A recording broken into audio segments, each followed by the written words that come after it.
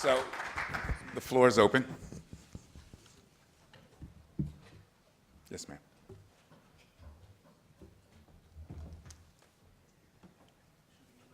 Yes, please.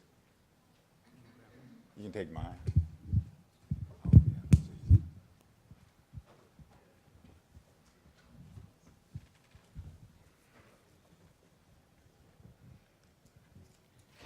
My concern is the ease with which racism can divide people, but I still think the underlying insecurity is when the insecurity first becomes economic insecurity.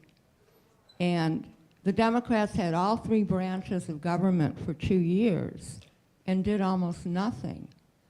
The Obamacare institutionalized the right of the insurance industry to skim off billions of dollars of healthcare money for delivering no healthcare instead of going with the public option, which had a huge mandate that Obama was elected to fulfill. And I characterized West Virginia's mountaintop removal as the Democrats' dirty secret, and couldn't get my Democratic congressman at the time, Al Wynn, to take on the Democrats and do something about what is happening to those people in West Virginia. And I think what is the matter with Kansas, I interpret it as meaning when they don't have any hope economically, then they move to the social issues and are easily manipulated. So I have one question. What difference might it have made, and I know hindsight is always advantageous, what difference might it have made if the Democrats, right after Obama was elected, put the entire infrastructure list compiled by the American Society of Civil Engineers for the entire country on the table and funded it? Would there have been a Tea Party? Okay, that's one question. Others? We'll take a few, and then anybody from the panel who wishes to comment or answer the question. Is this on? Yeah. I had a question for John Powell. I was intrigued at the end of your talk that you said there is something we can do, and then you ran out of time maybe, and I just wondered if you could spend a little time telling us what we can do.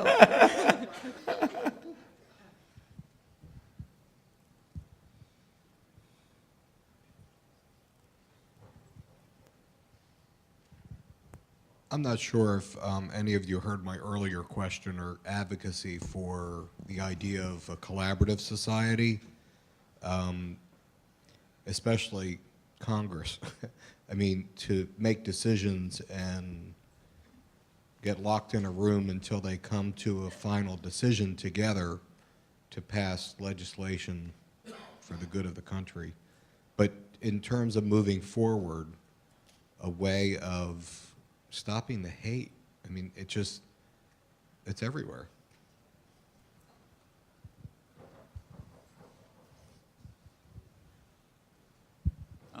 So this question tries to connect this to some of our conversations about public education. There's a very interesting piece on public education and the General Social Science Survey. It shows that from about 1970 on, there's a general decline in public support for public education. But when you disaggregate it, you discover that there's actually a modest increase in support from people of color. There's an increased support from younger people who are kind of the leading wave of this democratic change. And the decline is most intense among older white people, particularly older white men. So that is combined with the fact that the children attending public schools since the 1970s have become more and more black and brown. And they seem to explain each other. What perhaps needs explanation is why Democratic politicians, from our president to our state governors, such as Andrew Cuomo, have a policy which seems to be more aligned with the older white males and less aligned with the people of color and the young wave in terms of their attitudes towards public schools. I wonder if you might want to comment on that. Okay, so let's stop there, and then we'll take a few more after they've responded. Great questions. From my perspective, they're all related. So, again, Doug makes the point in his book that it's not just numbers that matter, it's organization. And you could add organization and money. And so if you're looking so people aren't just responding to demographics, they're responding to who actually has the most power as reflected in organization and money. And I would say older white men, but older white people, period, have more money and have more organization and are more likely to vote. So if you're a politician, it's like, why should I care about these 22-year-olds that might vote, that might not vote? They're kind of fickle. They certainly don't have any money. So they have more power, and they're more organized. They're going to come out. The data you suggest is actually quite right. There's some other data, I'm sure you've seen this, that even among young white electorate, that as they have children, their attitudes about education shifts. So a lot of them are in urban areas. As they have children, they start to move to the suburbs. They start to become more like their parents. So in a sense, their politics is cheap. You know, like, I support public schools. How many kids do we have? 0. You know, but if I were to take my 0 kids, I would put them in a public school. You know, okay, but now you have 2 kids. You know, well, you know, it's not so simple. And of course, we've broken the public schools. So it's actually a sort of cynical thing that we broke public schools, we broke public housing, and then we say, who wants to be there? And not even people of color, who oftentimes are in public housing as last resort, like public housing. We make it so it's hard to like. And the same with government. We've broken government, and then we say, who likes government? And instead of saying, how do we fix it, what we start doing is looking for alternatives, whether they're charter schools or vouchers or some other fancy thing. And we forget that one of the roles of public school was to create public space for democracy. So I think and there's very good data showing that as school-age kids become more black and brown, the support in terms of education declines. Very strong correlation, very racialized. California, where I live, used to have the best education system in the country. And Prop 13, which broke the education system, was about Latinos coming to the school system, and there's a book called Other People's Children. Basically, we're not going to pay for other people's children. So to your point, in terms of it's really economic anxiety that's driving, I want to suggest that's not right.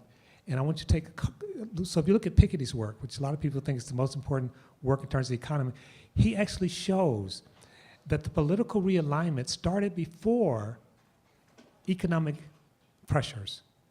The political realignment early in the 70s was not in response to an economic crisis. It was in response to a civil rights and blacks making demands to come into the polity. And so, these 3 things I'm suggesting to you, and the default for most of us is to think economics is driving all of it. I'm not suggesting it's not important, but people care about who they are. And we have to take them seriously on that. And we all know that. I mean, Buffett, you know, like we'll say, a billionaire who cares about the environment, we don't say, well, he's voting against his interests. We say he's a sophisticated person, right? But if a poor person says, you know what, and I can give you a concrete example. My dad, who's been part of the union most of my adult life in Detroit, he's also a Christian minister. When Bush was running, for the first time that I can remember, he was considering either not voting or voting for Bush. Now, did he think that he was going to be better off economically? No. That wasn't what was driving him. He was saying, you know, I do think I'm concerned about gay marriage, and I'm concerned about these other issues. These were serious issues to him. We had many conversations. I'm glad to say I prevailed. But I could only prevail if I took him seriously. His concerns. And if you look at the Tea Party is not the most economically at risk in our society. They tend to be better educated and better off economically, but they are afraid. Their fear is driven by something else, and I'm suggesting that we really lean into that something else. And then the final thing in terms of what can we do, part of it is to learn to talk about that. And so if people are saying, I'm afraid, or even if they're unconscious of saying, I'm afraid, to instead of running away from it and saying, well, don't be afraid about who we are, we're going to give you more stuff. Instead to say, you know what, actually growing diversity is a challenge. It doesn't make you a racist. It doesn't make you a bad person. Let's have a conversation about it. Let's have a grown-up conversation about it. Let's talk about creating really an inclusive society that's a collaborative society. But for the most part, we have not engaged in that conversation. I want to just amplify what John's saying. I think what he just said is absolutely right. And it was one of the points I was trying to make in my talk. The real shift, the move away from even a grudging embrace of the idea of an inclusive, just society came not around a particular economic shock. It came late 60s, early 70s. That's what I was trying to argue. And again, John sort of offered this quote, but let me give you the very specific quote. This became part of Nixon's stock speech. And he said the New Deal was really positive because it was taxing the few for the benefit of the many. But where the Democrats have gone astray under Kennedy and Johnson is that it's taxing the many for the benefit of the undeserving few. So he differentiated, and in the coded racial language of the day, everybody sort of knew who the undeserving were. Okay, so essentially now we had this divide between deserved and undeserved, and that line was racialized. So the deserving were white. And so your identity, your ontological, your sense of self was tied, who doesn't want to be deserving? And on the other side of that divide were the racialized other who were not deserving. So economics got mapped onto identity in a very significant way. And folks, that divide is still very much with us. What is it if not Romney's 47%? It's interesting that the few are growing. Notice that the percent of whites in the population is shrinking. So of course, the percent of undeserving are increasing. So I'm not saying economics isn't important, but it gets tied to people's deeper identity commitments, and that's a very potent, powerful combination. One other thing to add to this, Christopher Parker is a really interesting political scientist at the University of Washington. He's done a national survey on support for Tea Party. This is a card-carrying political scientist. He puts all the standard kind of political variables into his model. What he's trying to do is predict support for the Tea Party. He finds only 3 variables to overwhelmingly be the predictive variables out of his data. One is hatred of Obama. Second is racial resentment. And the third is belief in a social dominance orientation, as he calls it, meaning you don't believe in equality. You believe that some are more deserving than others.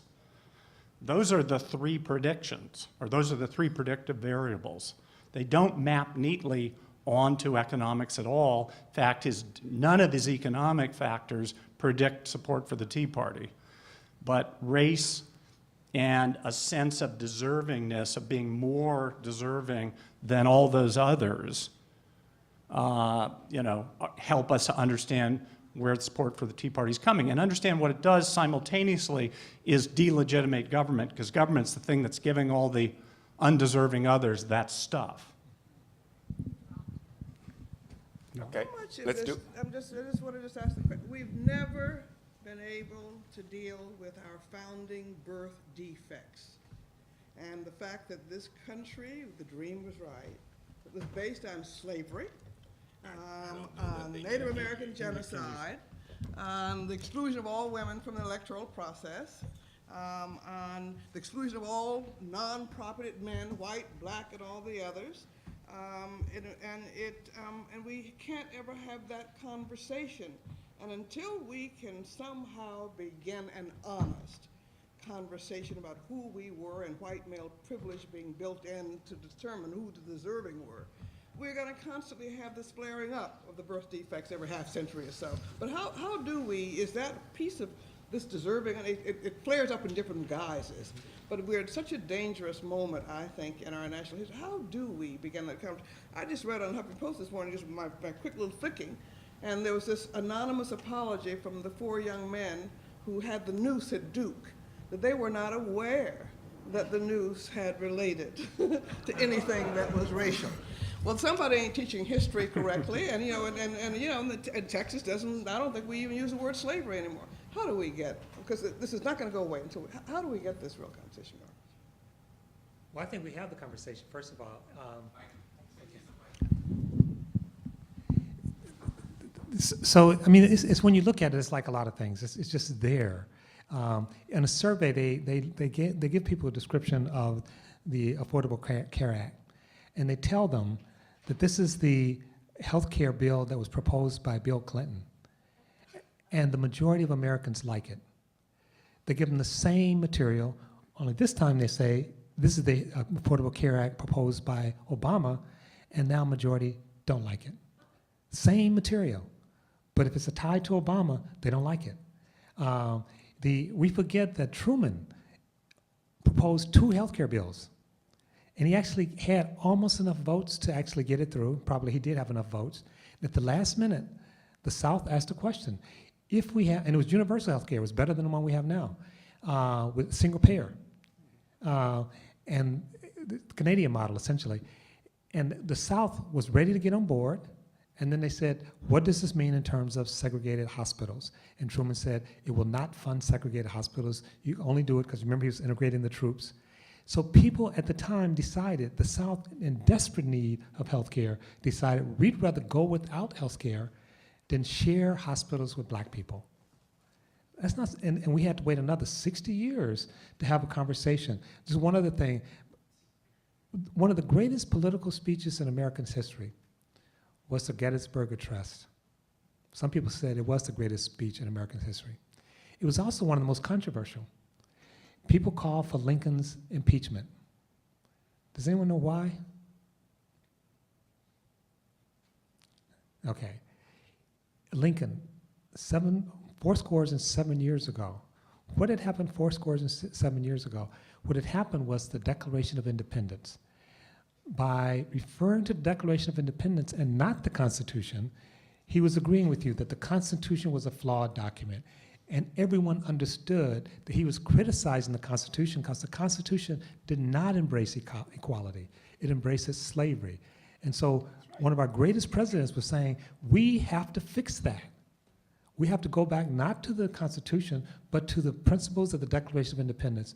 So I think, again, we have to have the conversation. People want to have the conversation. One hopeful note, interesting, the fastest growing demographic in the United States are not Latinos or the largest. It's actually interracial couples.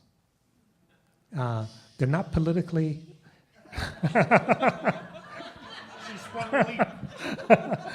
They're not politically active as a group yet, but they're growing really fast, 15% of the American populace, and in 10 years will be 25%. At some point, they're going to become a political force. So I think people are trying to figure stuff out, but I think they won't figure it out unless we help them.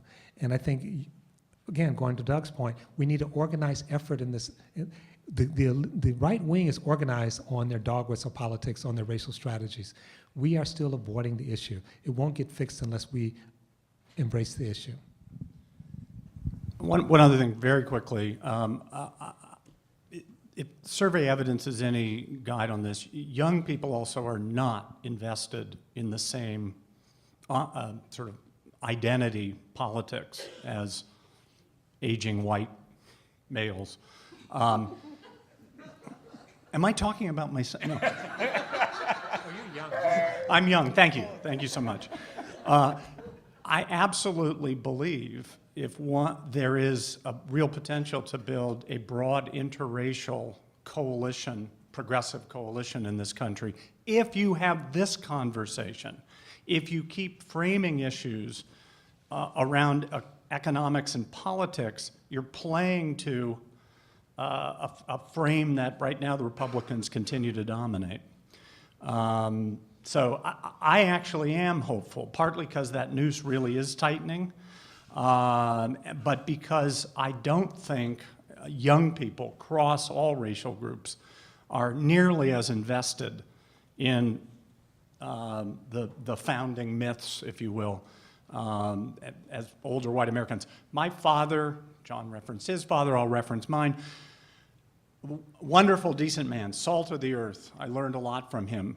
He was reasonably well off. He wound up being sort of comfortably middle class. He was never under any economic duress. He was deeply anxious about the country becoming less white. And when he saw the work that I did as a scholar, Where did I go wrong? it's like Fred Sanford in Sanford, I'm coming to join you. He couldn't help but bring it up. It was a constant source of worry that he thought something I didn't understand, something fundamental about who we are. So it's absolutely back to John's point. So we have time for, no? Good, Doug. Oh, one more round of questions, and then we got to cut it off.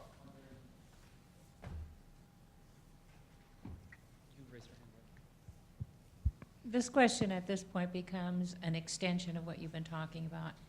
You know, Doug, your work with reframing issues and the way in which, the manner in which the issues framed shapes the participation. Can you talk a bit, and can others talk a bit about how we might frame the issues that are talked about today, whether or not that's the children in poverty or whether or not that's the ontological anxieties? Is there a way to frame those issues in ways that get the conversations going? And more importantly, or as importantly, getting the public mobilization required to do something about them. That's one. Nope, so we're taking.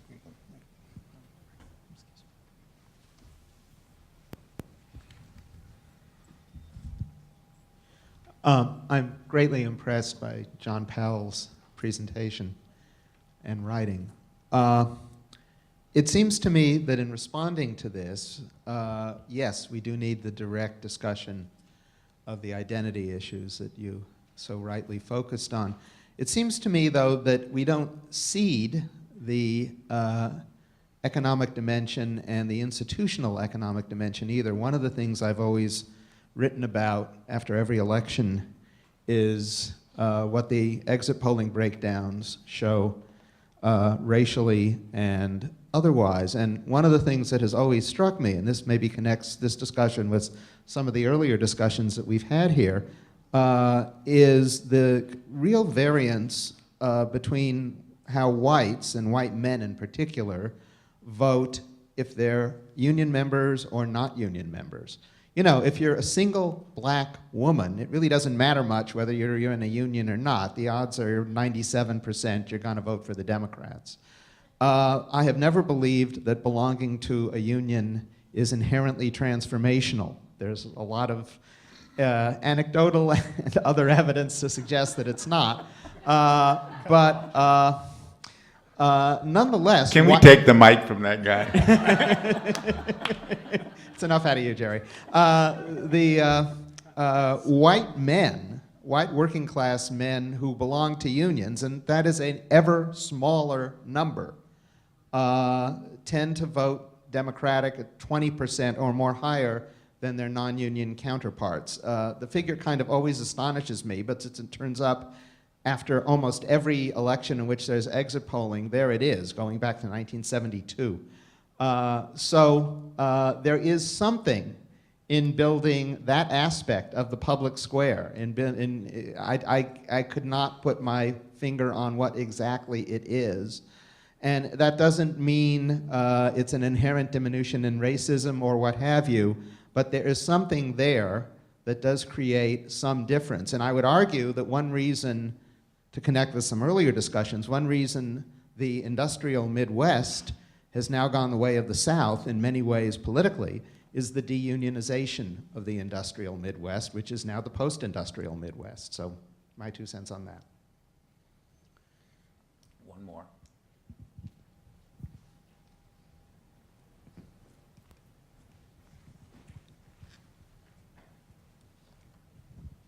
I'm just curious, any commentary on the Democrats turning their backs on the president during the 14 elections?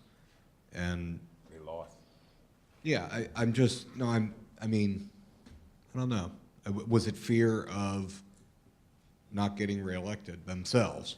It was all hedonistic, but any other thoughts? Okay. Gary, there's one. Is there one more? All the way in the back? No, way in the back. We can do both.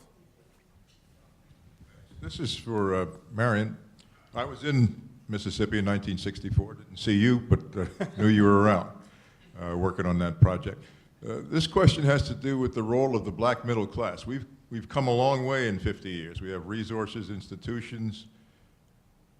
We're not very well organized. The NAACP, the Urban League, our other organizations, we could be doing a lot more to solve our problems. Do you have any thoughts on that? And there was one right here, and then let's answer. Oh, wow, thank you. So first, I want to make a suggestion that the Schenker Institute start a book club and provide us with a list of all the assignments, the reading assignments that we've had. It'll be the Public Square Book Club, so thank you. Second, what do we have to learn from the marriage equality movement? Floor is open. Can I just answer the last question first? And I'm sorry. Dr. King saw very clearly that we were we were integrating into a burning house of excessive materialism and militarism and racism and poverty. And said we all had to kind of be aware, because we threw out the spiritual baby in the bathwater of American materialism. And the problem is that as we integrated, if you will, I think we integrated into the wrong value systems of the country. And and we've made the ones who were able to walk through that door, have in many ways, that's not to say they're not exceptions, but have really adopted those at the top, the values that have contributed to the problems that we're there today. We've got the most black elected officials in Mississippi, but we've got 89% of the children in Mississippi unable to read at grade level in 4th and 8th grade. We've got mass incarceration, and the average literacy rate of all those young people and older fathers in prison is 5th grade literacy.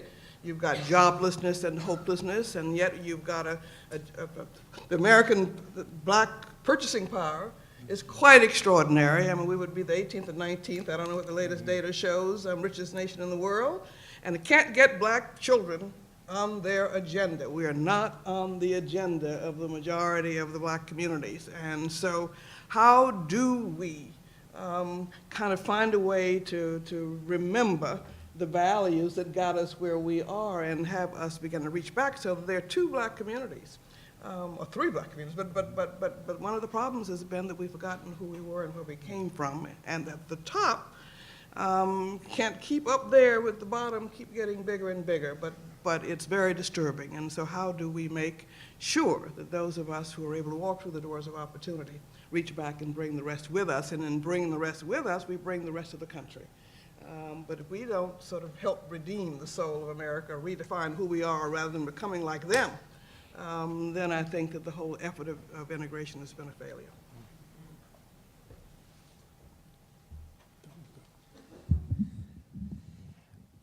Great questions. So, I think there are some very hopeful signs, and I think there's some hopeful strategies. It's clear to me we can't really prevail in these things without reclaiming government. We need an effective, responsive, inclusive government. Now, a lot of people, when they look at government, they don't see that. And again, Doug's work shows that the organization matters. I mean, it's clear that party Republican strategy is suppress the votes. It's like, okay, there's all these people, can't we lock them up? If black people coming out of prison if their votes were restored and they voted the same as their population, as the larger black community, there would have been one Republican president since Eisenhower. Now, in a lot of countries, Canada included, the right to vote is maintained while you're in prison. And I'm talking to, and I know you guys aren't political, whatever, so you're not endorsing candidates, but why Democrats aren't pushing for the right to vote while you're in prison, it's not clear to me. I mean, you could create talk about gerrymandering, democratic states. The Republicans are trying to cut off the votes. Why aren't the Democrats trying to expand the vote? And I think I know some of the answer to that. But I do think that if we, not just in a simplistic way, so to start to talk about these issues with programs and start helping people to overcome their anxiety. Now, in terms of why the Democrats would walk away from the Obama, two things. I think as a president, Obama's been mixed. I mean, you heard the panel earlier. He's fighting harder for this trade bill than almost anything else. And I mean, why? Maybe it's a great bill, but he won't let us see it, so we don't know. But the previous trade bills have not been great. This is a restructuring of the economy. Again, structuring things back up to the elites, I believe. And so we have to tie these things together. That if we're going to have an America that's for all Americans, and I'm not against corporations, I'm not even against people being rich, but I am against all the resources. The economy is more than doubled in size since 1970, but that's not reflective of most Americans' pocketbooks. All the money's gone someplace else, and it hasn't gone to black people, it hasn't gone to Latinos. It's just not sustainable, it's not fair. And when Marshall, Chief Justice Marshall, first started taking corporations away from the government and making them independent, and the fight in 1830s, was an interesting fight, I won't torture you with the details, but were corporations citizens for the purpose of diversity jurisdiction. They didn't want to be under the states. States' rights, they didn't want to be under the states. They wanted to be under the federal government. So they were arguing that they were citizens for the purpose of diversity jurisdictions, which is what Dred Scott was about. Dred Scott was not largely about slaves. It was about, can we create a pathway for corporations to actually get diversity jurisdiction? And first they have to appease the South that this is not going to be extended to slaves. And so what Marshall said as a consolation prize to the rest of us is that yes, they're powerful, yes, they're rich, yes, they live forever, but they will never be able to influence politics. That was the promise. And even then it was a bad deal. But think about it now. I mean, they totally control politics. So, and the good news is, and I'll stop, I think that one poll shows more than 90% of Americans think there's too much money in politics. Over 90%. Now you would think in a democracy that would translate into program, but it doesn't. 96% of Americans think there's nothing we can do about it. So I do think there's some issues in how we talk about them and how we tie ourselves together could really have a huge impact. I think people are looking and hungry for stuff. And you have the organizational capacity, I believe, to actually have an impact on some of these issues. Doug, any last words?